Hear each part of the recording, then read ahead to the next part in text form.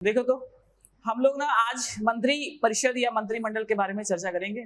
Article मैंने बताया था आपको कौन सा 74 है ना, इसके बारे में चर्चा करी हम लोग को।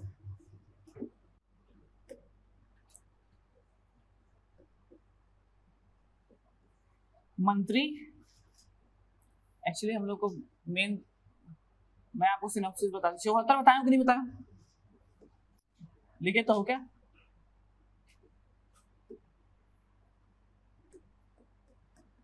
राष्ट्रपति अपने कार्यों में सहायता के लिए, राष्ट्रपति के कार्यों में सहायता के लिए एक मंत्री परिषद होगी। ठीक, एक मंत्री परिषद होगी। ये 74। 75 देखिए तो मंत्री और प्लस क्या बताए थे, प्रधानमंत्री। ओके, 76 में अभी पूछ रहे थे वो क्या है, महान्यायवादी। क्या है? महान्यायवादी। 77 में क्या है, सारे कार्य राष्ट्रपति के नाम पर, राष्ट्रपति के नाम पर। सारे काम किसके नाम पर होंगे? राष्ट्रपति। और लास्ट आर्टिकल है 78, प्रधानमंत्री के कर्तव्य। ठीक है, 78 में क्या है, प्रधानमंत्री के कर्तव्य। कैसे जी, आप लोग कल कैसे नहीं आए? चश्मा दोनों पीछे शिफ्ट हो गया? अपने आप को कर रहे थे कि रूम कर रहे थे? अपने आप शिफ्ट कर, सामान को कर रहे हो गया। शब्दों का चयन थोड़ा सा गलत हो गया है, तो हो गया ना शिफ्ट। चलो देखो, ठीक, सुनो, ये आर्टिकल हम लोग को आज पढ़ने हैं। इसमें हम लोग को मुख्य रूप से देखो, यहां से प्रश्न आए हैं आपके 74 से, तो इसमें क्या लिखा है 74 पहले समझ लेते हैं हम लोग। लिखा है राष्ट्रपति है ना हमारे, तो राष्ट्रपति को उनके कार्यों में सहायता के लिए, राष्ट्रपति कार्य करेंगे तो वो तो मालिक आदमी है ना, और मालिक काम करता है क्या? नहीं करता ना जी। तो मालिक जो काम करेंगे तो उनके सहायता के लिए एक मंत्री परिषद होगी, वो राजा है, और एक क्या होगा, मंत्री परिषद, मतलब काउंसिल ऑफ मिनिस्टर्स होंगे, और वो उनके कार्यों में सहायता करेंगे। क्लियर है? यानी राष्ट्रपति को कुछ नहीं करना है, सारा काम कौन करेगा? मंत्री परिषद करेगा। कौन करेगा? मंत्री परिषद। इसी तरह से देखिए आर्टिकल 74 ही पावर देता है कि प्रधानमंत्री और मंत्री लोग काम करें। ठीक है, वो जितना काम करते हैं ना जी, 74 के बदौलत करते हैं वो लोग। तो 74 क्या बोलता है कि राष्ट्रपति के कार्यों के सहायता के लिए एक क्या होगी, एक मंत्री परिषद होगी। अब समझना है कि देखो राष्ट्रपति का कार्य, ये मंत्री परिषद क्या है ना, तो मंत्री परिषद समझ लो एक बार। देखो मंत्री परिषद के बारे में थोड़ा बता दे, हिंट डालना, मंत्री परिषद। देखिए काउंसिल ऑफ मिनिस्टर्स है ना, ये ना एक ग्रुप है ना, बहुत सारे लोग हैं इसमें, एक आदमी नहीं। ओके, कौन कौन है तो देखो तो, एक आपका है कैबिनेट। कौन है? कैबिनेट मतलब होता है मंत्रिमंडल। एक होगा राज्य मंत्री, स्वतंत्र प्रभार, और एक होता है राज्य मंत्री। ठीक है, 3 लोग होंगे मुख्य रूप से कितने लोग होंगे? 3 लोग। ये मंत्री परिषद में ना, समझो तो पहले, एक ऐसा ग्रुप है ना, ग्रुप, इसमें 3 लोग होंगे। कितने लोग होंगे? 3। कौन कौन से? एक होगा मंत्रिमंडल जिसको कैबिनेट बोलते हैं, एक होगा राज्य मंत्री स्वतंत्र प्रभार, और एक होगा राज्य मंत्री। ठीक, बात को समझिए, अच्छे समझ लीजिए। यहीं पर मैं ना वैसे करा तो नहीं रहा हूं, मगर अभी बता देता हूं। आपके पिछले बार जो हुआ था ना, उसमें पूछा हुआ था निम्न में से कौन सा मंत्री परिषद का अंग नहीं है या मंत्री परिषद नहीं कहा जाता है। ठीक है, ये प्रश्न था आपका उसमें। तो ये 3 तो होंगे, और चौथा ऑप्शन जो नहीं था उसको बता देता, उसमें लिखा था किचन कैबिनेट। क्या लिखा था? Kitchen cabinet. वो नहीं होगा, ऐसा कुछ नहीं बता रहा हूं ना, वो नहीं होगा। कितने लोग होंगे? 3 लोग। मंत्री परिषद में कौन कौन शामिल है? ओके, तो कौन कौन है? एक होगा मंत्रिमंडल यानी कैबिनेट, एक होगा राज्य मंत्री स्वतंत्र प्रभार, और एक होगा कौन होगा? राज्य मंत्री। क्लियर है? और कोई एक्स्ट्रा नहीं होगा। ये प्रश्न आया, ठीक है, बहुत सिंपल प्रश्न थे, 3 प्रश्न थे। तो देखो अब समझ लो क्या होता है। पहले तो कैबिनेट क्या होता है? तो कैबिनेट समझिए जहां से पावर रिलीज होती है, जो सबसे बड़ा मुखिया होता है वही कैबिनेट है। पूरे मंत्रियों में से, ठीक है, 10-20 मंत्रियों का एक समूह होता है। पूरे मंत्री होता है ना जी, हमारे यहाँ 83 मतलब 80 के आसपास मंत्री। उस सभी मंत्रियों में से कितने मंत्री होंगे? गिन चुन के 5-10 मंत्री होंगे, और वही मंत्री जो होंगे ना उसको कैबिनेट कहेंगे। क्या कहेंगे? कैबिनेट। सुने होंगे आप लोग, कैबिनेट की बैठक हुई है, कैबिनेट में बैठक में ये फैसला लिया गया है। राज्य में भी वैसा होगा। राज्य में की अगर बात करें, देखो तो एक मिनट, ये देखो +89 करो, तो +89 करो। कल बताए थे ना, कीजिए +89, कितना हो जाएगा? 163, ये वाला 164, 165। ये पूरा कैसे होगा? राज्य के लिए चल रहा है, अब राज्य अलग से नहीं बताएंगे ना। तो 163 में भी वैसे ही है, यहां भी वैसे ही होगा, ठीक है। तो कैबिनेट यानी मंत्रिमंडल क्या होता है? तो देखिए इस तरह समझ लो, जैसे ना सूरज होता है ना, और बाकी क्या होती है? उसकी चमक होती है। तो ये पूरा पार्लियामेंट सिस्टम में ये सूरज, रोशनी यहीं से आ रही, ताकत इसी के पास है, नियम यहीं से बन रहे हैं, ठीक है। ऐसे याद रखेगा। मंत्रिमंडल यानी जो कैबिनेट है सबसे पावरफुल बॉडी होती। आप ऐसा मत समझना कि प्रधानमंत्री वो है बड़ा है जब पावर, प्रधानमंत्री इसका हेड होता है, ठीक है। इसका हेड होता है ना, जिससे क्लास होती है और क्लास का मॉनिटर होता है, वैसे ही क्लास का मॉनिटर कौन है? इसका कौन है? प्राइम मिनिस्टर होता है। कौन होता है इसका अध्यक्ष? कौन होगा जी? प्राइम। और अगर राज्य की बात करेंगे तो इसका कौन हो जाएगा हेड? मुख्यमंत्री हो जाएगा, है ना। क्लियर रखिएगा। तो कैबिनेट यानी मंत्रिमंडल का मुखिया प्रधानमंत्री होता है, ठीक है। और सबसे ज्यादा शक्ति, सबसे ज्यादा आपका पावर किसके पास होती है? तो मंत्रिमंडल के पास ही होती है। क्लियर है? ये नियम कानून बनाती है और आगे फॉरवर्ड करती है, और बाकी सबको मानना पड़ता है। जैसे मैं एग्जांपल दे रहा हूं, जैसे हमारे प्रधानमंत्री हैं नितिन गडकरी जी हो गए, रेलवे मिनिस्टर हो गए, उसके अलावा अश्विनी वैष्णव जी हो गए, उसके बाद अलावा सड़क वाले तो हो गए, उसके अलावा स्वास्थ्य मंत्री हो गए। कुछ ऐसे मंत्रियों को मिलाकर ना हम लोग क्या बनाए हैं? कैबिनेट बनाए, ठीक है। वही नियम बनाएंगे। अगर ये नियम बना दिए तो सबको मानना पड़ेगा, ठीक है। इनके नियम को सबको मानना पड़ेगा, और जो नहीं मान रहा है वो त्याग पत्र दे दे भाई, साफ साफ, ठीक है। जिसको मंजूर नहीं है वो घर जाओ, और जिसको मंजूर है तो वो उसको, इसके मतलब ये यूनिट है, यूनिट मतलब ऐसे मान लो जैसे क्लास है ना, और भी क्लासेस चल रही नीचे, तो ये क्लासेस चल रही ना, तो मान लो ये यूनिट है। हमने कोई बात कही तो सब लोग एक साथ हैं, ठीक है। सब लोग क्या है? सहमति है सर, और नहीं तो फिर जो नहीं सहमत है वो चला जाए, ऐसा वाला सीन, ठीक है। तो एक यूनिट की तरह काम करती है, एक आपका सिंगल बॉडी की तरह काम नहीं करती, काम करती है। प्रशंसा भी होगी तो एक क्या होगा? एक यूनिट की तरह होगी, और आलोचना भी होगी तो कैसी होगी? एक समूह की तरह होगी। यानी सुनना, अगर मान लो किसी एक व्यक्ति की आलोचना हुई तो सबकी आलोचना मानी जाएगी, ठीक है ना। मान लो इस क्लास को मान लो लीड कर रहे हैं और इनका आलोचना हो रहा है, तो किसका आलोचना माना जाएगा? अरे सब हाथ सलवाने, सब गधे लोग हैं, ऐसे करके बोल दो, है ना। सबकी आलोचना हो गई कि नहीं हो गई?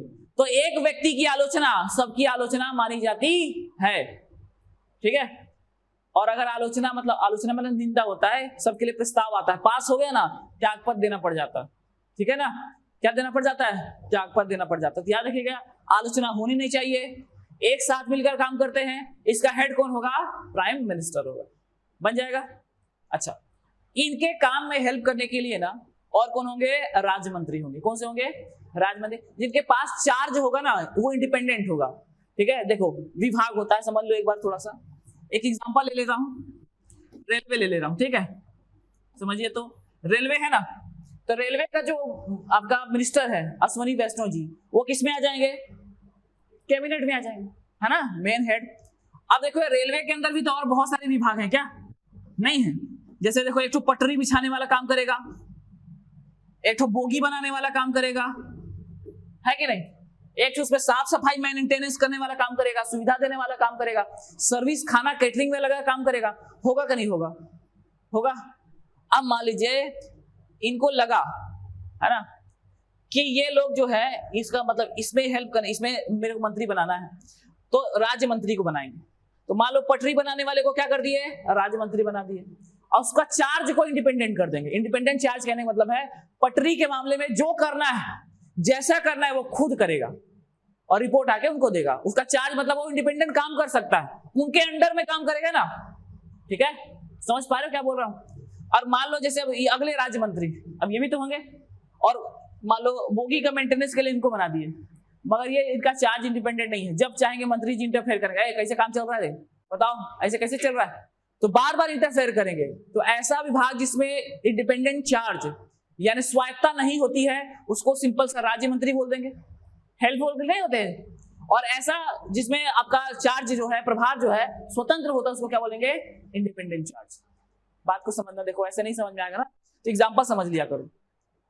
जब मान लो जो विभाग में कुछ काम करने जाएंगे आप, ठीक है, तो देखेंगे किसी को मान लो अधिकारी बने होगे, तो कोई काम नया अपॉइंटमेंट हुआ, देखोगे आप कि ये काम कर रहा है कि नहीं कर रहा, अच्छा कर रहा है, तो पहले मॉनिटर करोगे, तो अपने अंडर में लेके करोगे, तो अपने अंडर में लेके करोगे तो क्या बन जाएगा वो, राज्य मंत्री। ठीक है ना। अब मान लो देखो कि बहुत अच्छा काम है, बहुत अच्छा काम कर रहा है ये, तो क्या करोगे, धीरे धीरे बोलोगे कि देखो ये वाला जो है ना तू भी कर, अच्छे से कर और मेरे को आके रिपोर्ट देना, मेरे को मतलब नहीं है कैसे कर रहा। ठीक है, तो वो क्या हो जाएगा, इंडिपेंडेंट चार्ज। तो विभाग के अंदर का ये काम होता है इन लोग का, ठीक है ना, विभाग के अंदर काम करते हैं। तो याद रखिएगा इस तरह से 3 मंत्री होते हैं। कौन कौन सा, एक कैबिनेट, कैबिनेट के बाद कौन हो जाएगा आपका राज्य मंत्री, स्वतंत्र प्रभार, ठीक है, और एक होगा सिंपल सा राज्य मंत्री। क्लियर है, बन जाएगा। अच्छा आगे बढ़ू।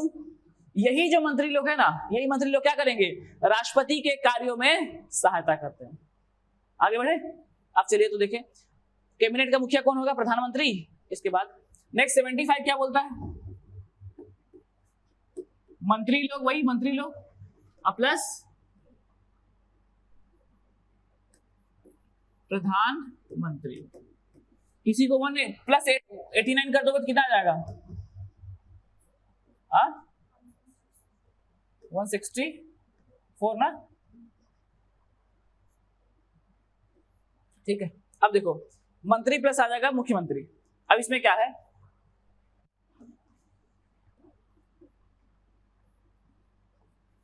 प्रधानमंत्री की नियुक्ति राष्ट्रपति करता है। कौन करता है, राष्ट्रपति। और अन्य मंत्री प्राइम मिनिस्टर की सलाह पर। दूसरा पॉइंट। और तीसरा शपथ जो है, शपथ कौन दिलाएगा, तो राष्ट्रपति दिलाएगा। कौन दिलाएगा, राष्ट्रपति। 3 बार। कार्यकाल, यहीं पर आप थोड़ा सा समझना। सबसे पहले समझिए आर्टिकल 75 में प्रधानमंत्री के बारे में, ये सबसे बड़ा चीज हमारे यहाँ 75 जो आर्टिकल 75 है ना, उसके में किसके बारे में है, प्रधानमंत्री के बारे में लिखा हुआ है। जो आज हमारे यहाँ प्रधानमंत्री की व्यवस्था आप देखते हैं, आर्टिकल कैसे भुलाओगे उसको, 75 है। और वैसे ही सेम टू सेम मुख्यमंत्री के बारे में अगर बात करें तो इसमें हो जाएगा 164, 89 कर देना, आ जाएगा। तो आर्टिकल याद करने में समस्या नहीं होगी आप, ठीक है, आर्टिकल याद रखिएगा। जनरली जो आपका एग्जाम है वहीं तक सीमित रहेगा, ठीक है। उसके बाद देखो प्रधानमंत्री की नियुक्ति कौन करता है, तो राष्ट्रपति। तो प्रधानमंत्री की क्या होती है, नियुक्ति होती है, अपॉइंटमेंट होता है। क्या होता है, नियुक्ति। याद रखिएगा ये क्वेश्चन यूपीएससी का रहा। प्रधानमंत्री की नियुक्ति होती है, निर्वाचन होता है कि क्या होता है, मनोनयन होता है। क्या होता है, प्रधानमंत्री की नियुक्ति होती है, नियुक्ति, ठीक है। अपॉइंटमेंट कौन करेगा, तो राष्ट्रपति करेगा। कौन करेगा, राष्ट्रपति, ठीक है, अपॉइंटमेंट होता है, ठीक। उसके बाद देखिए, और अन्य मंत्रियों की नियुक्ति कौन करेगा, तो प्रधानमंत्री की सलाह पर क्या करेगा, राष्ट्रपति करेगा। शपथ कौन दिलाएगा, तो राष्ट्रपति ही दिलाएगा, ठीक है। कार्यकाल कितना होगा, सोच के बताओ तो, कार्यकाल कितना होगा जी चश्मा,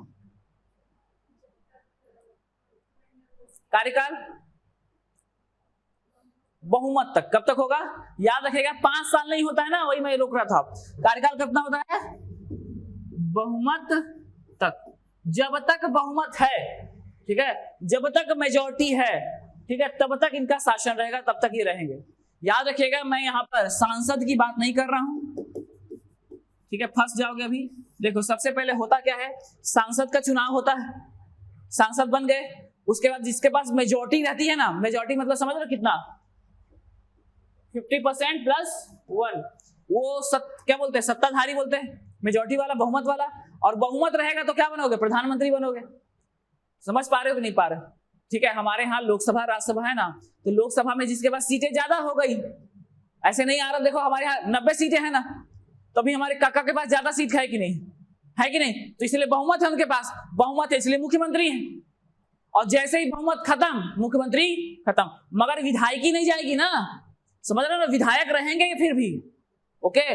जैसे देखिए हमारे यहाँ रमन सिंह जी है ना, विधायक है कि नहीं है ना, विधायक लोग 5 साल के लिए बनते हैं, सांसद 5 साल के लिए बनते हैं, मगर मंत्री और प्रधानमंत्री और मुख्यमंत्री ना बहुमत तक के लिए बनते हैं। कब तक बनते हैं, बहुमत, जब तक बहुमत है तब तक, ठीक है, ये अंतर है, ओके। और नहीं, अगर बहुमत रहेगा कंटिन्यू तो कब तक रहेंगे, 5 साल। या ये भी याद रखना, बोले सर बहुमत है तो बोल रहे हो कब तक रहेगा, लंबे, जब तक चाहे तब नहीं, 5 साल, एक बार में कितना, 5 साल। अगर बहुमत है आपके पास तो कब तक रहोगे, सामान्य रूप से कितना साल, मोदी जी के पास बहुमत है तो कितने साल रहेंगे वो, 5 साल तक प्राइम मिनिस्टर रहेंगे। और अगर नहीं भी रहता ना, फिर भी वो सांसद तो रहते हैं ना, सांसद रहते हैं वो, ठीक है। और बहुमत 5 साल के लिए रहता है वैलिड, खत्म हो जाएगा, फिर जाएंगे जनता के बीच, फिर से बहुमत जुटाएंगे और फिर 5 साल के लिए बन सकते हैं, ठीक है। इस तरह से प्रक्रिया चलती है। तो ये आपका हो गया, आपका 75 में प्रधानमंत्री और मंत्री बन जाएगा, ठीक है। 76 देखो, 76 में लिखा है महान्यायवादी, क्या लिखा है, यही क्वेश्चन अभी पूछ रहे थे, ये महान्यायवादी यानी अटॉर्नी जनरल ऑफ इंडिया, ठीक है, महान्यायवादी के बारे में लिखा है, ठीक है। महान्यायवादी के बारे में थोड़ी 2-4 पॉइंट्स आप समझ लें। देखो हमारे यहाँ होता क्या है कि न्यायपालिका एक सेपरेट बॉडी है, न्यायपालिका क्या है, एक सेपरेट, विधायिका और कार्यपालिका मिलकर काम करते हैं। ध्यान से सुनना, थोड़ा सा अलग से बता रहा हूं आपको। हमारे यहाँ 3 बॉडी है ना, विधायिका है, कार्यपालिका है और न्यायपालिका है। तो न्यायपालिका एकदम अलग है, मगर विधायिका और कार्यपालिका मिलकर काम करते हैं, ठीक है। विधायिका में से ही कार्यपालिका के लोग जाते हैं। तो देखो कैसे बता रहा हूं, देखो इंटरफेयर रहता है, नेता लोग का इंटरफेयर रहता है ना जी, काम करोगे तो, ठीक। तो देखो क्या होता है, जब हमारे मौलिक अधिकार छीने जाते हैं या फिर कुछ भी होता है, तो न्यायपालिका सीधा सीधा विधायिका को बोलती है, ठीक है, क्या करो आप अपना, ऐसे करो, ठीक करो, वो करो। तो न्यायपालिका के नजरों में सब बराबर है। तो न्यायपालिका में अगर बात करना है आपको, तो आपको वकील चाहिए, उसकी भाषा में बात करना पड़ेगा ना। आपको क्या चाहिए जी, वकील, वकील चाहिए। जनता जाती है तो भी वकील चाहिए। और अगर सरकार के खिलाफ केस करोगे तो सरकार भी वकील रखेगी, नहीं रखेगी। तो वैसे समझ लो आप, महान्यायवादी ऐसे समझिए, सरकार का सरकारी वकील होता है, जो सरकार का पक्ष रखता है। कहां पक्ष रखेगा, तो जहां जहां केस करोगे वहां वहां पक्ष रखेगा। तो सरकार का सरकारी वकील को ही महान्यायवादी कहते हैं, बन जाएगा, ठीक है। ये क्या करेगा, तो सरकार का पक्ष सभी न्यायालयों में रखता है। किसी भी न्यायालय में केस करोगे ना, अभी यहाँ का कर दो केस, यहाँ के न्यायालय में भी वो क्या करेगा, अपना सरकार का पक्ष रखने आ जाएगा, ठीक है। जैसे सरकार ये रोड तोड़वा रही है ना, आप केस कर दो सरकार के खिलाफ, कर दोगे। हाई कोर्ट में मामला गया, सरकार बुराई का है रोड तोड़वा रहे, उसके घर को तोड़ के है रोड तोड़वा, तो वो वकील आके बताएगा कि देखिए ऐसे नक्शा पास था और इसने बेजा कब्जा कर लिया है 10 साल पहले, ठीक है, इसीलिए तोड़वा रहे हैं, ठीक है, चमकाएगी फिर आप ही, क्लियर। तो समझिए सरकार का वकील कौन होगा, तो महान्यायवादी। क्या कर सकता है, सरकारी वकील, लिख देता हूं, सरकारी क्या होगा, क्लियर है। और क्या काम करेगा, तो सरकार का पक्ष रखता है सभी न्यायालयों में। सभी न्यायालयों में क्या करेगा, सरकार का पक्ष रखेगा। और पक्ष रखने के लिए उसको प्लस और माइनस पता होना चाहिए कि नहीं होना चाहिए, पता होना चाहिए ना। अरे यार देखो वकील है ना, तो उसको पता होना चाहिए ना कि क्या सही है और क्या गलत है। इसीलिए याद रखेगा, संसद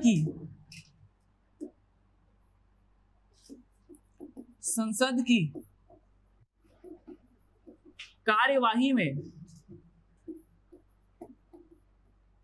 भाग ले सकता। ठीक है, देखो संसद की कार्यवाही मतलब वोट नहीं देगा। देखो लोकसभा और राज्यसभा होता है ना कार्यवाही, तो लोकसभा और राज्यसभा की कार्यवाही में वो पार्टिसिपेट कर सकता है, आर्टिकल में ही लिखा है। ठीक है, मगर क्या नहीं कर सकता है, वोटिंग होगा ना, वोटिंग है ना, वहां देखो लोकसभा राज्यसभा सब चीज वोटिंग से होता है, तो वोटिंग के समय वो भाग नहीं लेगा। बाकी सभी काम करेगा, बोल सकता है, सरकार का पक्ष रखेगा, सुनेगा, सुनना जरूरी है ना, वकील है तब तो पक्ष रखेगा। याद रखेगा सरकार की संसद की कार्यवाही में भाग लेता है, लोकसभा राज्यसभा में भाषण भी देगा, ओके, बट वोट नहीं करेगा। बस क्या नहीं करेगा, वोट नहीं करेगा, यही प्रश्न आया था। ठीक है, तो संसद की कार्यवाही मतलब लोकसभा की जो जनरल मीटिंग होती है ना, जो आपका संसद का सम्मेलन होता है, उसमें पार्टिसिपेट करेगा। ठीक है, और जो समितियां होती है तो गोपनीय होती है, उसमें तो कोई अलाउ नहीं होता, बस मेंबर्स होते हैं उसके। ठीक है, जितने मेंबर, जैसे प्राक्कलन समिति के मेंबर हो गए, लोक लेखा समिति के जितने मेंबर उतने ही रहेंगे। ठीक है, और बाकी लोग जाएंगे, बाकी लोग तो और घुसेंगे ही नहीं। ठीक है, तो उसके तो इसका सवाल ही नहीं है, ये तो मेंबर भी नहीं। ठीक है, तो महान्यायवादी याद रखेगा सरकार का वकील है, संसद की कार्यवाही में भाग लेता है। ठीक है, बोलने का अधिकार है उसको, वोट देने का अधिकार नहीं। बन जाएगा, क्लियर है ना। 77। वैसे ही राज्य में भी होता ना, महान्यायवादी लिखा है ना, बस राज्य में क्या हो जाएगा, महाधिवक्ता। राज्य का क्या हो जाएगा, महाधिवक्ता, उसको क्या बोलेंगे, महाधिवक्ता। किसमें आ जाएगा, 165। सुनिए, तो जैसे आप लोगों ने केस किया था कि नहीं किया था, हुआ था ना केस, क्या केस हुआ था, आरक्षण के मुद्दे पे हुआ था, तो सरकार अपना वकील भेजी थी कि नहीं भेजी थी, तो किसको भेजी होगी, अपने घर से वकील थोड़ा देगी जी, बहुत पैसा लेते हैं। सरकार अब महाधिवक्ता को भेजती है अपने साइड से, जाओ ना यार देखना है ये आरक्षण वाला क्लियर करवा देना, ऐसे करके। तो सरकार के खिलाफ केस करते हैं ना, पिटीशन डालते हैं ना, तो सरकार की तरफ से यही लोग जाते हैं। समझ पा रहे हो, बड़े वकील रहते हैं, बहुत बड़े बड़े, ठीक, भारी पैसा लेते हैं। वेतन, वैसे वेतन नहीं बताते इन लोग का, इन लोग बोलते हैं कि सहयोग दे रहे हैं, वेतन इसमें बता दूं ना पहले, नहीं तो फिर पता नहीं कभी कूट में आ गया। वेतन इसका निर्धारित नहीं है ना, 76 में ना वेतन नहीं बताया गया है, वेतन के बारे में चर्चा ही नहीं है। क्यों नहीं है, क्योंकि वेतन जो है, ये लोग क्या है, जैसे इन लोग का रेगुलर काम नहीं होता ना, बात को समझो ना थोड़ा सा, ये अपना जनरल प्रैक्टिस भी करते हैं। जनरल प्रैक्टिस, आप लोग चले जाओ केस लेके, आपका केस भी लड़ेंगे वो लोग, सरकार का केस आ गया तो सरकार का केस भी लड़ते हैं। हाँ, बस ये ध्यान रहता है कि दोनों में कंट्राडिक्ट मत हो जाए, पता चले उसका भी ले लिए है और सरकार के अगेंस्ट है वो केस, ऐसा नहीं होता। ठीक है ना, मतलब आपका जनरल केस आ गया, मान लो मर्डर करके आए हो, तो आपका लड़ लेंगे, और सरकार का मान लो केस है कुछ ऐसा मैटर वाला, उन लोग भी लड़ेंगे, तो दोनों चलता है। तो सरकार कुछ दक्षिणा देती है, बट बताती नहीं कितना दे रहे हैं, तो पैसा इनमें निर्धारित नहीं। ठीक है, कभी मान लो कभी आए तो याद रखना, वेतन निश्चित नहीं। ओके, आगे बढ़ू। 77 के बाद 77 ना, सारे कार्य राष्ट्रपति के नाम पर।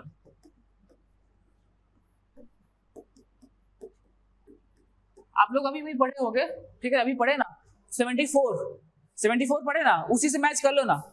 राष्ट्रपति होगा, ठीक है, उसका काम में हेल्प करने के लिए किसको बनाएगा, मंत्रिपरिषद को, यानी मालिक है, तो सारे काम तो बिहाफ पे कर रहे कि नहीं कर रहे, मंत्रिपरिषद कर रही है ना उसके बिहाफ पे, तो मालिक कौन है, राष्ट्रपति।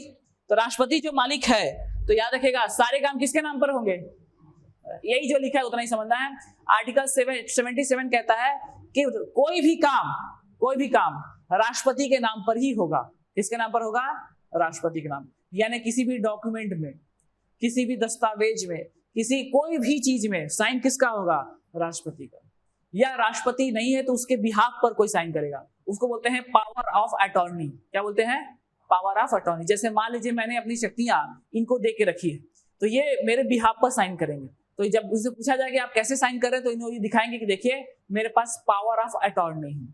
ठीक है, जब क्या होता है, कुछ जैसे बिजनेस वगैरह में जब लोग बड़े हो जाते हैं ना, उनके पास समय नहीं होता है, मान लो रजिस्ट्री करवाना है, ठीक है, टाटा बिरला वाले को टाइम नहीं है, तो क्या करेगा, पावर ऑफ अटॉर्नी देके रखता, ठीक है, जाओ मेरे वहां पे साइन कर देना तहसील ऑफिस में। क्लियर है, तो याद रखेगा इनके बिहाफ पर भी ही कोई काम करेगा, मगर सारे काम किसके नाम पे होंगे, राष्ट्रपति के नाम। और वैसे ही सेम उसमें पढ़ लो, 166 होगा ना, क्या हो जाएगा, सारे काम किसके नाम पे होंगे, राज्यपाल के नाम पे। किसके नाम पे, राज्यपाल। राज्य में क्या होगा, राज्यपाल बन जाएगा, तो सारे काम किसके नाम पे होंगे, राज्यपाल। और लास्ट 78 में क्या है, पीएम के कर्तव्य। क्या है? पीएम के कर्तव्य। तो पीएम के कर्तव्य आपके प्राइम मिनिस्टर के कर्तव्य लिखा हुआ किसमें? 78 में। प्रधानमंत्री के क्या क्या कर्तव्य है? तो सदन का नेता होता है, सबको लेकर चलना होता है, कैबिनेट का क्या होगा? मुखिया होगा, ठीक है। सारी जिम्मेदारी इसी के ऊपर होती है, अच्छे से काम करवाना है, ठीक है। और उसका त्यागपत्र, अगर वो त्यागपत्र दे दिया ना तो पूरे मंत्रिमंडल का, यानी कैबिनेट बताया था ना कुछ देर पहले, ये कैबिनेट बताया, इसका लीडर कौन है? तो अब लीडर ही चला जाए तो इसका सदन का कुछ मतलब है क्या? नहीं ना। तो यदि प्रधानमंत्री ने त्यागपत्र दे दिया तो मंत्रिमंडल भंग हो जाती है, ये पूरा मंत्रिमंडल क्या हो जाएगा? भंग हो जाएगा। इतना बड़ा पावर है, तो मंत्रिमंडल भंग हो जाती है अगर ये प्रधानमंत्री त्यागपत्र देता है तो। ठीक। और सुनिए, तो राष्ट्रपति को कभी कभी लगता है, या फिर मान लो विपक्ष को लगता है कि सरकार जो काम कर रही है उसका जवाब अच्छे से कोई दे नहीं पा रहा है, तो अंतिम रूप से जवाब देने की जिम्मेदारी भी प्रधानमंत्री की ही होती है। ठीक है, अंतिम रूप से जवाब कौन देता है? प्रधानमंत्री देता है। ठीक है, तो ये आपका 78 था, आपको पढ़ना। ठीक है, बन जाएगा। तो ये हमारा इंपॉर्टेंट था 74, 5, 6, 7 और 8। ठीक है, इतना पढ़ना है। प्लस 89 करते जाना, आपको राज्य के बारे में जानकारी मिल जाएगी। आगे बढ़े। कुछ यहां तक पूछना है तो पूछ सकते हो। हाँ, नहीं पूछना? 79 देखो, संसद।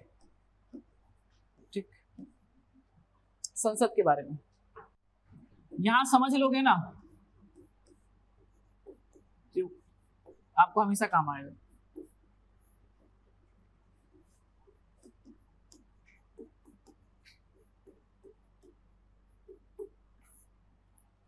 पानी दीजिए तो। देखो 79 में क्या है? संसद है। क्या है? 7। संसद में कौन कौन होंगे? एक होगा राष्ट्रपति। कौन होगा? याद रखिएगा ना, संसद का कौन होगा? राष्ट्रपति। और क्या होगा? राज्यसभा। और कौन सा होगा? लोकसभा। ठीक है, 3 लोग होंगे। हमारे संसद का जो है अंक कितने हैं? 3 लोग। 3 लोग कौन कौन से? राष्ट्रपति, लोकसभा और राज्यसभा। बन जाएगा। पूछता रहता है संसद में कितने अंग है, कौन कौन से हैं? तो राष्ट्रपति, लोकसभा और राज्यसभा। देखो होता क्या है, बिल होता है। देखो कोई भी काम ना, ये पार्लियामेंट्री सिस्टम बता रहा हूं, सबसे पहले प्रस्ताव आता है, एक बिल आता है। ठीक है, लोग ना देखो ऐसे उदाहरण समझो आप, जैसे इसी में बता रहे हैं कि क्लास को आज है एक बिल प्रस्ताव ला रहे हैं कि क्लास को क्या रात को 10 बजे से कर दे, क्या बहुत गर्मी पड़ रहा है। ठीक है, 10 से 12 पढ़ेंगे। ठीक है, 9 से 12 कर देते हैं। ठीक, रात का। ओके, गर्मी बहुत है ना, तो कर देते हैं। ये प्रस्ताव मैंने प्रपोज किया। क्लियर है? चर्चा होगी। ठीक है, इधर महिलाओं का अलग चर्चा, पुरुषों का अलग चर्चा, हो गया ना, लोकसभा और राज्यसभा। चर्चा हुई, उसके बाद वोटिंग होगा। वोटिंग में क्या हो जाएगा? पास होगा। और पास होने के बाद फिर जाएगा कहां पर? हेड ऑफ द आपका ब्रांच के पास, साइन होगा और फिर पास हो जाएगा। यही प्रक्रिया यहां भी होती है। कोई भी बिल, कोई भी कानून बनता है ना, तो सबसे पहले लोकसभा या राज्यसभा में जाता है, कहीं भी जा सकता है। ठीक है, पास होगा, पास होने के बाद फिर दूसरे में जाएगा, वहां पास होगा, फिर कहां जाएगा? राष्ट्रपति के पास, और उसके बाद क्या होगा? साइन हो गया तो वो कानून बन जाएगा। क्लियर है? यही काम होता है। ठीक है, तो संसद के 3 अंग है, तीनों अंग जरूरी है। अब सुनिए, तो इसके जस्ट बाद क्या लिखा है? हमारा राज्यसभा के बारे में लिखा है। किसमें लिखा है? राज्यसभा। ठीक है, उसके बाद क्या लिखा है? लोकसभा। सुनिए, अब राज्यसभा के बारे में थोड़ा समझते हैं। यहां भी एक अध्यक्ष होगा कि नहीं होगा? होगा जी। और यहां भी क्या होगा? अध्यक्ष होगा। ध्यान समझते चलना ना। ठीक है, ये आखिरी चल रहा है। अध्यक्ष होगा। राज्यसभा का अध्यक्ष कौन होता है? कौन होगा? क्लियर है ये बात? कल भी पढ़ाए थे। राज्यसभा का अध्यक्ष कौन होगा? उपराष्ट्रपति। और लोकसभा का अध्यक्ष कौन होगा?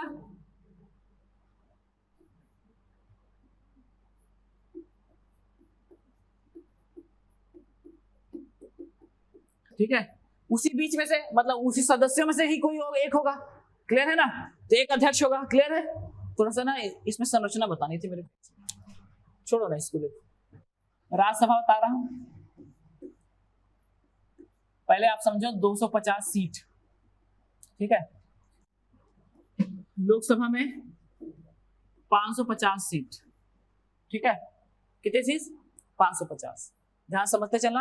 अभी मस्त एक तो बिल्डिंग बना है हमारा सेंट्रल विस्टा वाला, ओके ना, उसका रिनोवेशन भी हो गया, ओ सॉरी आपका जो उद्घाटन होता है ना, हो गया ना, प्रधानमंत्री जी ने कर दिया उसका उद्घाटन, ठीक, तो उद्घाटन उसको पढ़े रहना, ठीक। तो देखो समझो हमारे लोकसभा में कितनी सीटें हैं अभी वर्तमान में 550, ठीक है।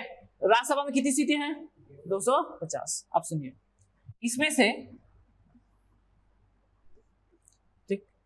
233, कितना 233, ठीक है, और यहां हो गया 12, गिनो तो कितना हो गया, दोनों को जोड़ो ना, कितना हो जाए जी 245 नहीं हुआ है ना, 45 हुआ ना, हुआ कि नहीं जी। अब सुनो ये 233 का क्या होता है, निर्वाचन होता है, क्या होता है मैं भी बताता हूं कैसे होता है। और ये 12 लोग आप जानते हो कहां से आते हैं, मनोनयन से। कहां से, मनोनयन, मतलब क्या होता है नॉमिनेशन, मनोनयन नॉमिनेशन कहां किन किन क्षेत्रों से, तो देखो मान लो आप कला के क्षेत्र में अच्छा कर रहे हो, डांस अच्छा है, संगीत है आपका, तो आपको ले लेंगे, ठीक है। उसके बाद कला साहित्य, एकदम दर्द भरे गीत लिख दे रहे हो, ठीक है, आदमी पढ़ना छोड़ कर रोना चालू कर दे, साहित्य आपका ठीक है, कला साहित्य। विज्ञान आपका है, एकदम आप चंद्रमा पे पहुंचा दे रहे हो अभी बिना कुछ किए। और एक है आपका समाज सेवा, ठीक है, इतना सेवा करे अपना घर द्वार सब किडनी उडनी सब बेच दिए, ठीक है, किसी को भलाई करने के लिए, ऐसा अगर मान लो करते हो तो आपको यहाँ पर भेजा जा सकता है। 12 लोग, कितने क्षेत्र, 4 क्षेत्र, कौन कौन सा, कला साहित्य समाज सेवा और विज्ञान के क्षेत्र में आपका कुछ अच्छा करने के वजह से आपको क्या कर सकते हैं, आप भेज सकते हैं। और बाकी लोग कहां से आएंगे जी, निर्वाचन। 5 सीट खाली रह गई है, हो गई ना, तो सुनो तो सपना सपना सब देखते हैं, हम भी सजो के बैठे हैं, एक दिन सच करेंगे, क्लियर है। ये हमारा है जम्मू कश्मीर और ये हमारा लद्दाख, और आपको पता है ना ये लद्दाख हमारे पास पूरा नहीं है, ये यूटी है, ये वाला पीओके है, क्या बोलते हैं इसको, पीओके, जान रहे हो ना, पीओके हमारे कब्जे में नहीं है। तो जिस दिन हम इसको कब्जाएंगे वो 5 सीट वहां के लिए बचा कर रखे हैं, देख रहे हो कितना अच्छा है, रखते हैं ना जी।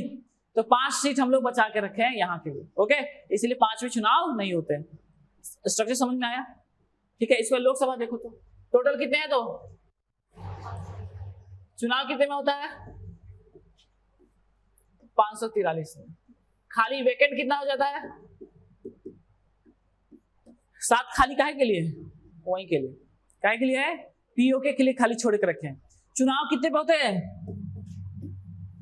चुनाव, और इसमें क्या होगा तो निर्वाचन होगा, क्या होगा, चुनाव होगा निर्वाचन होगा, ठीक है। ये सीट हो गया, लोकसभा की सीट 543 में चुनाव, राज्यसभा की सीट आपका 250 में 233 में चुनाव, क्लियर है। अब मैं आपको आगे बताता हूं, ठीक है। अब यहां पर राज्यसभा देखो, यहां पर कौन होगा तो अध्यक्ष, अध्यक्ष बताओ तो, उपराष्ट्रपति। लोकसभा होगा, लोकसभा का अध्यक्ष कौन होगा, सदस्य, है ना, वहीं का सदस्य होगा ना, वहीं का सदस्य, ठीक है।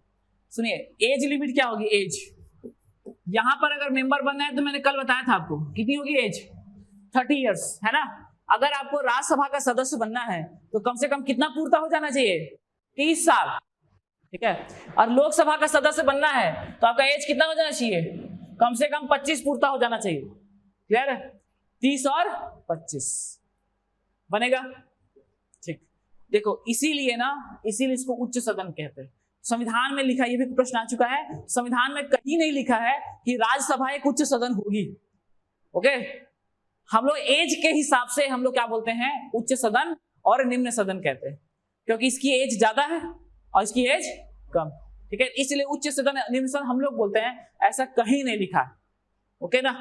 अच्छा, इसके सदस्य है ना, सदस्य का कार्यकाल होता है ना, सदस्य का कार्यकाल कितने साल का होगा तो 6 साल का होता है, देख लो 6 साल के लिए। और यहाँ के सदस्य का कार्यकाल कार्यकाल कितने साल के लिए? 5 साल। अंतर स्पष्ट करके चलना ना, ठीक है। यहाँ के कितना? 5 साल बन जाएगा। अच्छा 89 प्लस नहीं करोगे क्या? 89 प्लस करेंगे ना तो राज्यसभा की जगह विधान परिषद आ जाएगा और उसकी जगह क्या आ जाएगा? आपका विधानसभा आ जाएगा, ठीक है। वहां भी सेम 6 साल 5 साल। अच्छा और सुनो, चुनाव, ठीक है। चुनाव अच्छा एक 6 साल के लिए कैसे होंगे, कैसे चुनेंगे? तो 1/3 सदस्य प्रत्येक 2 साल के लिए।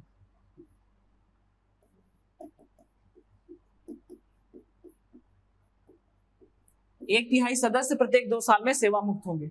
सुनो तो इसको समझा देता हूं थोड़ा सा, सुनिए ना। हमारे पास टोटल मेंबर्स हैं राज्यसभा में, तो 6 साल के लिए चुने जाते हैं।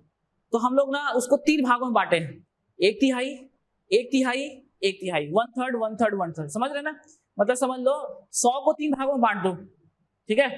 तो 1/3 बोलेंगे उसको। तो 1/3 को ऐसे पहले उसको चुन लिए तो उसका 6 साल हो जाएगा ना, तो उसके बाद क्या होगा? फिर दूसरा आ जाएगा, तो उसके 2 साल बाद उसका 6 साल पूरेगा। फिर 2 साल बाद 1/3 जो बचे ना उसका 2 साल पूरेगा। ऐसे कर करके क्या करते हैं? 2-2 साल 200 साल के गैप में ना 1/3 को रिटायर करते हैं। कभी खाली नहीं होता है, इसीलिए इसको ना स्थायी सदन बोलते हैं। क्या बोलते हैं? स्थायी। इसके मेंबर कभी जाएंगे नहीं। रुको ना, मैं व्यवहारिक एग्जाम्पल से समझा देता हूँ कैसे स्थायी सदन क्या होगा। स्थायी सदन एक बात समझो ना, देख रहा हूं इसी में समझो। ये बैच चल रहा है ना, कुछ लोग पहले आए, ये लोग बहुत पहले आए थे, ठीक है ना, आए थे। अब इन लोग का ड्यूरेशन जब उसके बाद कुछ आप लोग आए बीच में और वो लोग नए नए आए, ठीक है। तो इन लोग का ड्यूरेशन खत्म होगा ना, तो ये बैच थोड़े समाप्त, ये तो चलेगा। फिर अभी बचे ना 2 लोग, तो फिर और नए लोग आ गए। उसके बाद ये बीच वाले जाएंगे, ठीक है। उसके बाद फिर वो जाएंगे। तो ऐसे चल रहा है कि नहीं चल रहा है? वैसे ही ये भी समझो, 1/3 पहले आए थे, उनका 6 साल पूरा जाएगा। फिर 2 साल बाद फिर क्या आएंगे? 1/3 आएंगे, उनका 6 साल आगे जाके पूरेगा। फिर 1/3 फिर 2 साल बाद आएंगे, उनका 6 साल आगे। ऐसे कर करके ना, और हटेंगे तो फिर चुनाव हो जाएगा ना। तो ऐसे कर करके ये कभी खाली ही नहीं होता है।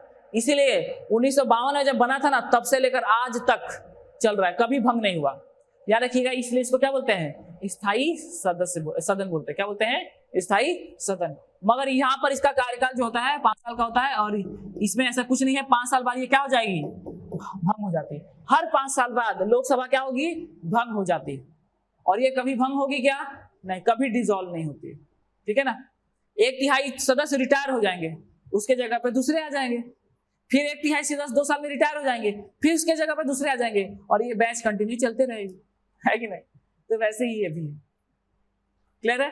आगे बढ़े। चुनाव देखो, चुनाव ऐसा नहीं है, वो एग्जाम्पल बता रहा था मैं, एग्जाम्पल है बता रहा था, ठीक है। खत्म होगा ये भी, ठीक है। देखो दूसरा, देखो इसका चुनाव कैसा होता है? चुनाव अप्रत्यक्ष होता है। कैसा होता है? कैसा हो जाती है? अप्रत्यक्ष। अप्रत्यक्ष मेरे को शायद बताने की जरूरत नहीं है, आप लोग जान रहे होंगे, ठीक है। खुला होता है, खुला, जो कल आए थे जान रहे होंगे, खुला। और कैसा होगा?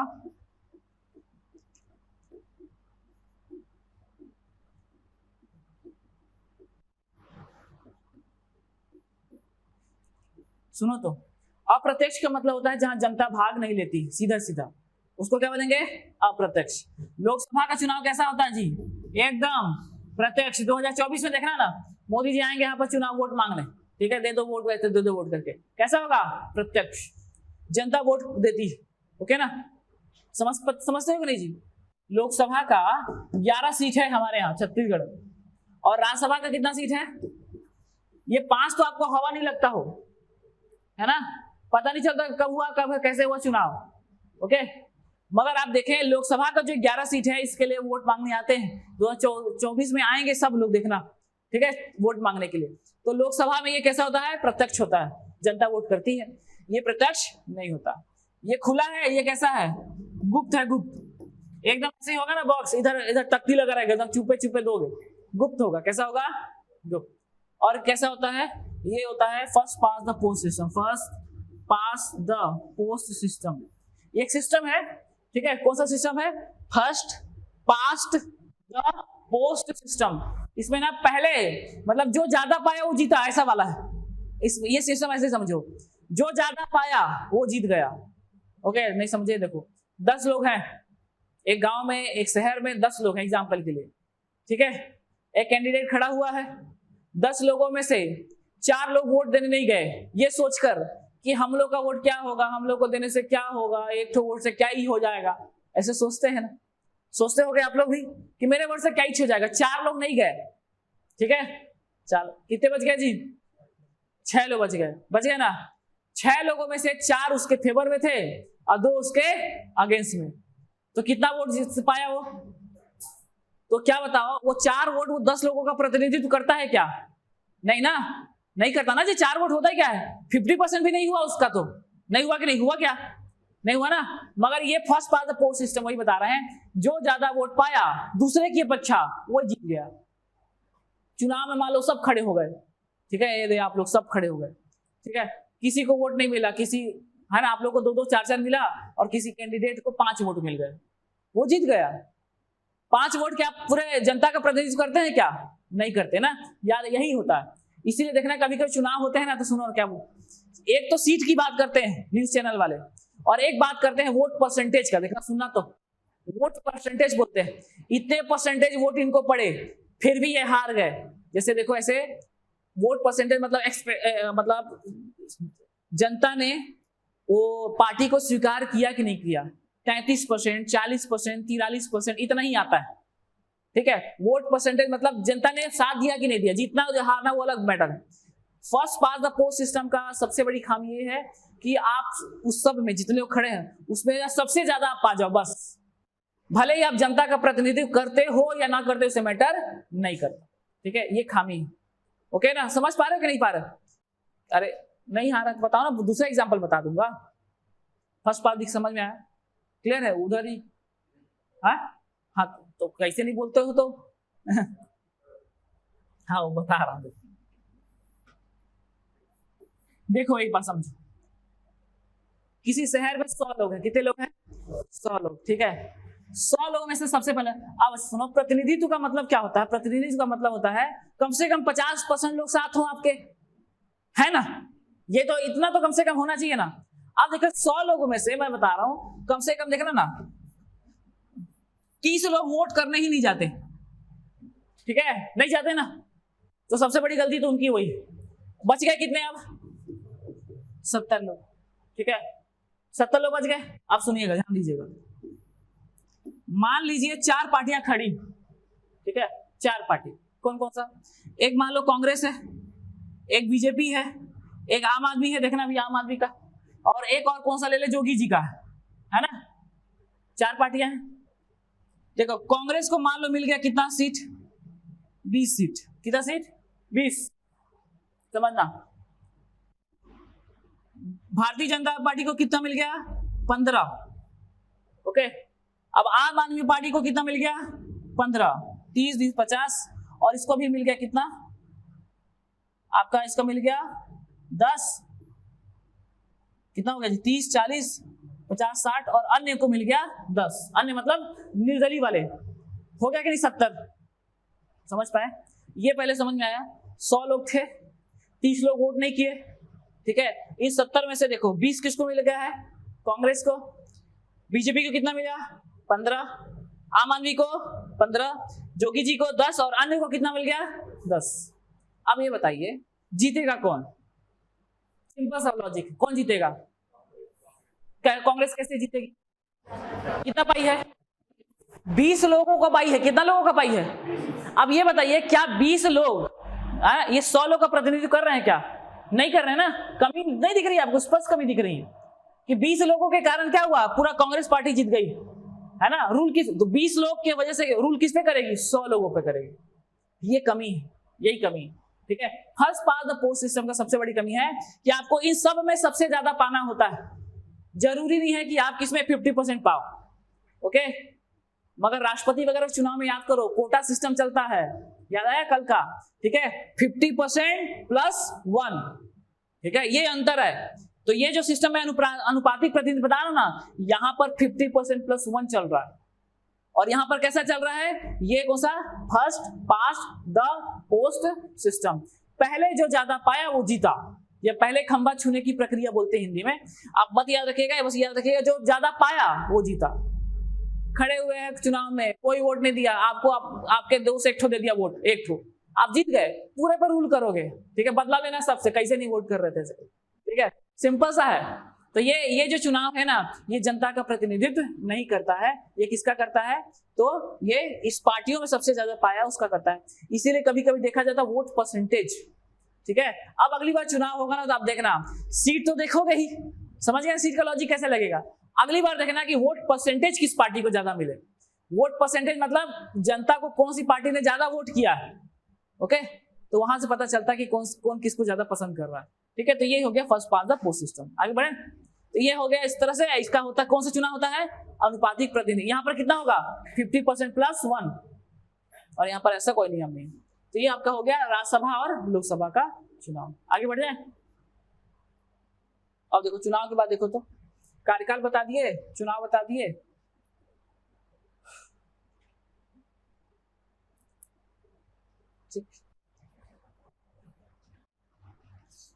और क्या बता दे, देखो कुछ और देख लो। 108, 110, 100 छूट गया ना, 100 में लिखा है गढ़पूर्ति। क्या लिखा है, गढ़पूर्ति, कोरम के बारे में, ठीक है। आर्टिकल 100 में है गढ़पूर्ति यानी कोरम। ये क्या होता है, वह मिनिमम संख्या, वो न्यूनतम संख्या जिसके बिना कार्रवाई प्रारंभ नहीं की जा सकती, उसको गढ़पूर्ति बोलते हैं, ठीक है। जैसे मान लीजिए क्लास हुआ, अभी तो गर्मी चल रहा है, बारिश हो जाए और कोई ना आए, नहीं आएगा ना, तो क्लास मान लो स्टार्ट ही नहीं किए, नहीं करेंगे, तो कितने कम से कम हम बोल रहे हैं, कम से कम कुछ बच्चे आने चाहिए, मान लो 10 बच्चे आने तभी स्टार्ट करेंगे, ठीक है, ऐसा बोल दिए। तो याद रखिएगा वो हमारा क्या हो गया, कोरम हो गया, गढ़पूर्ति हो गया। गढ़पूर्ति मतलब वह न्यूनतम संख्या जिसके बिना कार्रवाई स्टार्ट नहीं की जाती, गढ़पूर्ति कहलाती है।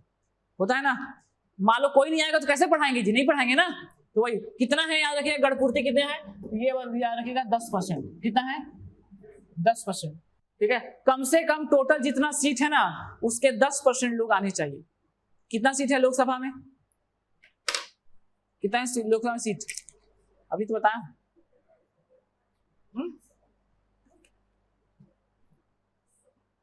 कितना है, 550, वोटिंग 543 में ही होता है, 7 खाली है ना, अरे 543 में ही तो वोटिंग हो रहा।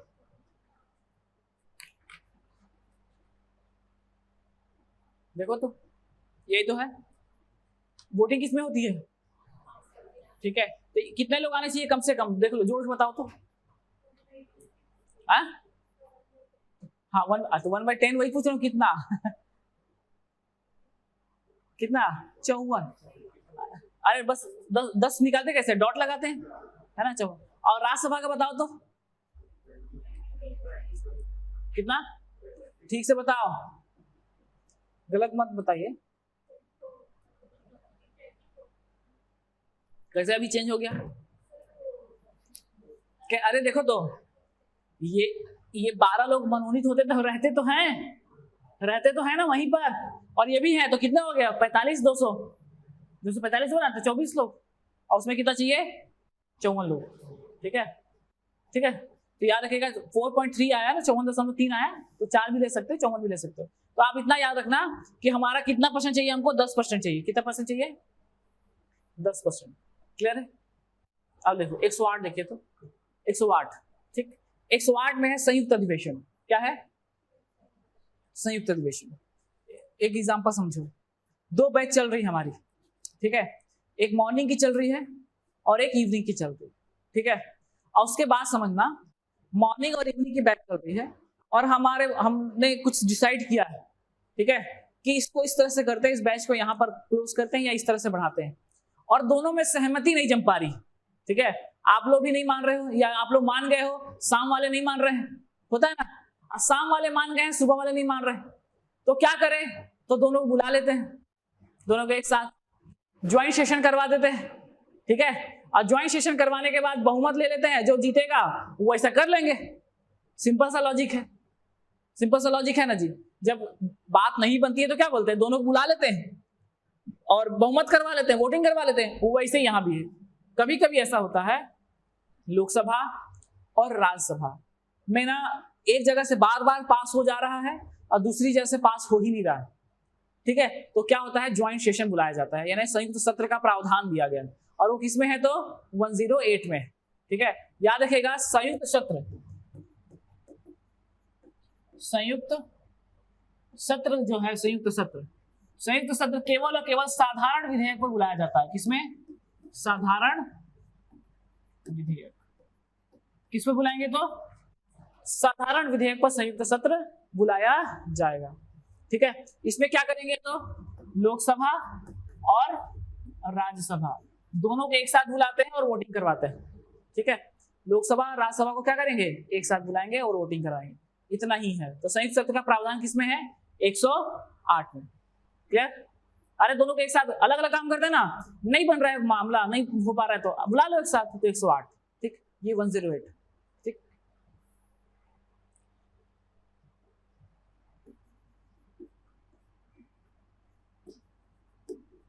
अभी मैं आपको बताया, क्या बताया, ये साधारण विधेयक, ठीक है। नया टर्म है, समझ में आया तो नहीं होगा, मैं उसको थोड़ा और क्लियर कर दूं साधारण विधेयक को।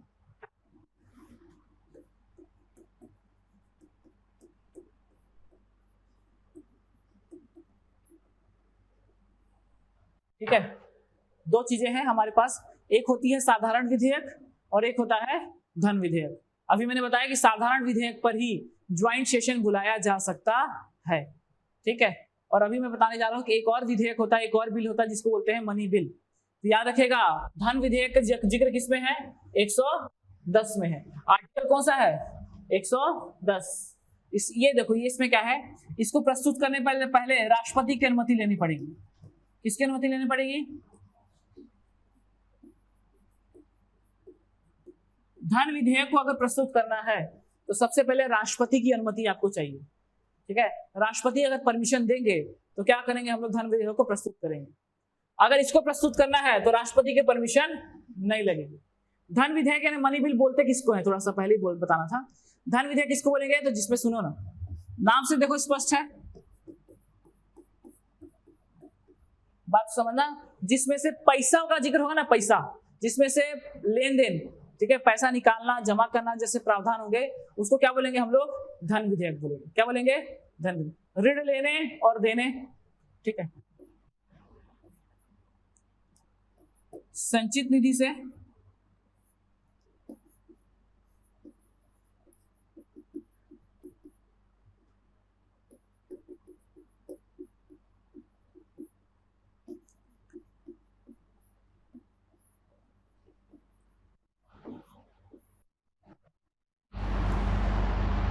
संचित निधि मतलब होता है हमारे भारत का खजाना। ये एक सुन लो एक बार इसको, संचित निधि हमारे भारत के खजाने को कहते हैं। हमारे जितने भी पैसे होते हैं टैक्स कलेक्शन, वो सब कहाँ पर जमा होते हैं, तो संचित निधि में जमा होते हैं। और संचित निधि से अगर पैसे निकालने हैं या जमा करने हैं तो उसको लाएंगे तो उसको क्या बोलेंगे, धन विधेयक बोलेंगे। यानी सिंपल सा मतलब है, अगर किसी बिल में पैसे के से संबंधित प्रावधान है उसी को हम लोग धन विधेयक कहते हैं। और उसको लाने से पहले राष्ट्रपति की क्या लगेगी, परमिशन लगेगी, ठीक है। और इसमें पैसे के प्रावधान नहीं होंगे, पैसे जैसे मैटर नहीं होंगे। क्लियर है। ये जो बिल है ये केवल और केवल मंत्री लोग प्रस्तुत करते हैं। पैसा है ना, कौन प्रस्तुत करेगा, कौन प्रस्तुत करेगा, तो मंत्री लोग। और इसको कौन करेगा, कोई भी सदस्य, लोकसभा राज्यसभा का कोई भी सदस्य इसको प्रस्तुत कर सकता है साधारण विधेयक को। और धन विधेयक को केवल केवल कौन करेगा, मंत्री ही करेंगे। मंत्री लोग कर रहे तो रिस्पॉन्सिबिलिटी है, और अगर ये पास नहीं हुआ तो त्यागपत्र देना पड़ जाता है, ठीक है। अगर धन विधेयक पास नहीं हुआ तो क्या हो जाएगा, पास ना होने पर क्या कर देंगे, त्याग पत्र देना पड़ता। और ये पास नहीं होता कोई बात नहीं, ठीक है। अगर ये पास नहीं हुआ ना तो मंत्री लोग त्याग पत्र देना। भाई पैसा वाला है, और सरकार में हो आप, बहुमत है आपके पास और बहुमत हुआ ही नहीं तो त्यागपत्र देना पड़ेगा। तो ये धन विधेयक याद रखेगा। धन विधेयक, साधारण विधेयक, दो चीजें हैं। धन विधेयक राष्ट्रपति की अनुमति से प्रस्तुत होगा, इसके लिए राष्ट्रपति की अनुमति नहीं लगती है, ठीक है। इसमें क्या होगा, पैसे से संबंधित प्रावधान होंगे, उसको धन विधेयक कहेंगे। और ये साधारण विधेयक में पैसे से संबंधित प्रावधान नहीं होते। इसमें देखिएगा, इसको प्रस्तुत कौन करेगा, मंत्री करेंगे। और इसको प्रस्तुत कौन करेगा, तो इसको कोई भी प्रस्तुत करता है जो संसद का सदस्य है, सांसद लोग ना। और इसका देखो पास ना होने मंत्री लोग को त्यागपत्र देना पड़ता है, और ये पास नहीं होता कोई प्रभाव नहीं पड़ेगा। एक चीज समझना थोड़ा सा, किसका अनुमति लिए, तो राष्ट्रपति का। किसका अनुमति लिए, राष्ट्रपति। तो राष्ट्रपति के पास एक पावर होती है, वीटो पावर। कौन सी पावर, वीटो पावर। अभी थोड़ा देर में बताना था। ये अनुच्छेद किसमें है, अनुच्छेद 111 किसमें है, 111 में क्या है, वीटो पावर। वीटो पावर ऐसा समझिए, राष्ट्रपति किसी बिल को रोक दे, है ना, राष्ट्रपति साइन ना करे, रोक दे, होता ना। अभी संसद बताया तो 3 अंग बताए, राष्ट्रपति, लोकसभा और राज्यसभा। तो राष्ट्रपति अगर किसी बिल पर साइन ना करे, साइन करना है ना, उसको क्या बोलेंगे, वीटो बोलेंगे। क्या बोलेंगे, वीटो पावर बोलेंगे। किसमें है, तो 111 में। तो देखो एक चीज समझो ना, राष्ट्रपति से अनुमति ले ली है कि नहीं ले ली है, ले ली है ना।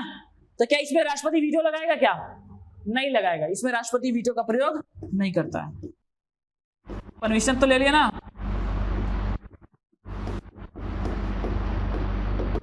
और इसमें लगाएगा क्या, ऐसे ही समझ लो जैसे आपका है, आपके पास पावर है, ठीक है। तो आपके पास पावर है और आपने पहले ही अनुमति दे दी है, तो अनुमति बाद में ये बोलोगे नहीं नहीं नहीं ऐसे मत करो, ऐसे मत करो। अरे पहले तो बोल के ही तो करवाए है ना, है कि नहीं। मम्मी से बोले, मम्मी जाना है घूमने, मम्मी बोले हाँ ठीक है बेटा चले जा। फिर घूम के आया तो बल्ब चमका रही है, मान लो, है कि नहीं, चमका रही है। कैसे चला गया, कैसे चला, अरे तो आप ही तो बोले थे, है कि नहीं। वैसी वाला बात, राष्ट्रपति का वीटो मतलब मना कर सकते हैं। मम्मी और पापा मना करते हैं ना बाहर जाने के लिए, मना करते हैं, और पहले ही आप पूछ लो कि चले जाएं, तो क्या बोला है, क्या बोला, हाँ चले जाओ, अनुमति दे दिया। और उसके बाद चमका सकता है क्या, रोक सकता है क्या, मतलब राष्ट्रपति वीटो मतलब रोक नहीं सकता, क्योंकि अनुमति दिया था पहले। और यहाँ पर कुछ भी कर सकता है, मान लो ऐसे चले गए और आए तो फुल चमका रहे, कैसे चले गए, मना भी कर सकते, नहीं जाना है। लास्ट टाइम में बैग पकड़े, उसी खींच के पकड़ लिए, नहीं जाना है ऐसे करके, तो ये यहाँ पर वीटो लगा सकता है, क्योंकि आपने परमिशन नहीं लिया है, इसीलिए पहले परमिशन ले लेते हैं। तो यार वीटो मतलब तो रोकना, वीटो मतलब रोकना। किसमें लिखा है, तो आर्टिकल 111 में लिखा है, ठीक है। 110 में धन विधेयक, इतना पढ़े, धन विधेयक का उल्लेख किसमें है, 110। 111 में क्या है, राष्ट्रपति का वीटो। वीटो पावर क्या होती है, तो किसी विधेयक पर साइन न करना वीटो कहलाता है। किसी विधेयक पर साइन न करना क्या कहलाएगा, वीटो कहलाएगा। जब किसी विधेयक पर राष्ट्रपति मना कर दे, उसको क्या बोलेंगे हम लोग, वीटो पावर बोलेंगे, ठीक है। लास्ट इस पूरे संसद वाले में क्या लास्ट आर्टिकल है आपका 112, इसको बोलते हैं बजट। क्या बोलेंगे, बजट, या फिर इसको हम लोग बोलते हैं ना, इसको बोलते हैं वार्षिक वित्तीय विवरण, ठीक है। क्या बोलेंगे, वार्षिक वित्तीय विवरण, लास्ट 112, ठीक। वार्षिक वित्तीय विवरण यानी एनुअल फाइनेंशियल रिपोर्ट, ठीक है। देखो बजट जानते हो बजट क्या होता है, बजट जी आप लोग बनाते हैं ना बजट, तो बजट ऐसे समझिए, हमारे अनुच्छेद 112 में लिखा हुआ है। पहली बात देखिए सरकार, देखो कुछ चीजें मत लिखना भी, सरकार, सरकार का मतलब क्या,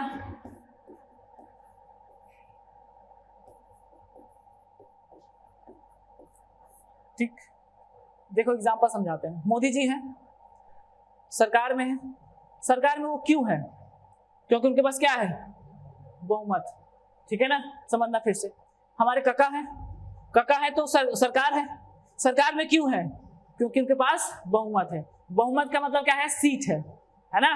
90 में से उनके पास कितनी सीटें हैं, 46 सीटें से ज्यादा होंगी, 50% से 1 ज्यादा सीटें होंगी, तो बहुमत है। और जिसके पास बहुमत है वो क्या कर सकता है, वो बजट बनाता है। क्या बनाता है, बजट बनाता है। बजट का मतलब क्या कर सकता है, खर्च कर सकता है। खर्च का मतलब क्या कर सकता है, संचित निधि से पैसे निकाल सकता है।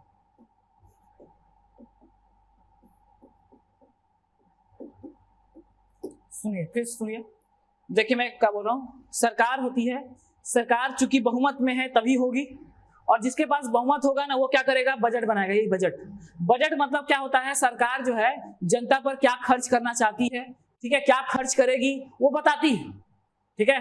तो खर्च करना चाहती है तो खर्च कर, अपने जेब से तो पैसा लाएगी नहीं लाएगी ना, तो कहां से लाएगी, तो मैंने बताया आपको कि हमारे जितने भी पैसे हैं, भारत सरकार एक खजाना बनाई है, उस खजाने का नाम है संचित निधि। क्या नाम है, संचित निधि, कॉन्सोलिडेटेड फंड। उस पैसे वो जमा होता है ना, वहां से पैसा निकालना है। उस पैसे को निकालने के लिए क्या बनाते हैं, आपका बजट बनाते हैं, और बजट बनाकर क्या करते हैं, उस पैसे को निकाला जाता है, और निकालने का अधिकार केवल किसको है, सरकार को है, वो सरकार जिसके पास बहुमत है। क्लियर है। आज अगर राहुल गांधी जी चाहे कि मैं इस संचित निधि से पैसे निकालूं तो नहीं निकाल पाएंगे। क्यों नहीं निकाल पाएंगे, क्योंकि वो सरकार नहीं है, उनके पास बहुमत नहीं है। अगर आज के आज उनके पास बहुमत आ जाए तो वो क्या बना सकते हैं, बजट बना सकते हैं। बजट का मतलब क्या हुआ, लोगों पर खर्च करने के लिए पैसे निकाल सकते हैं, ठीक है। और कहां से पैसे निकालेंगे, संचित निधि। संचित निधि क्या होती है, तो भारत सरकार का खजाना होता है, जिसमें हमारे पैसे होते हैं जी, हमारे पैसे। आपसे टैक्स से जो पैसे जाते हैं ना, जो देखो फीस दिया होगा, जीएसटी कटा होगा, देखना कटा है कि नहीं, 18% जीएसटी सीधा लगता है इससे, ठीक है। एजुकेशन पे ना, ये एजुकेशन नहीं, कॉर्पोरेट सेक्टर में आता है, 18% जीएसटी लगता है। तो 18% जीएसटी लगा, वो कहाँ गया पैसा, कहाँ गया जी, ये संचित निधि जमा हो गया।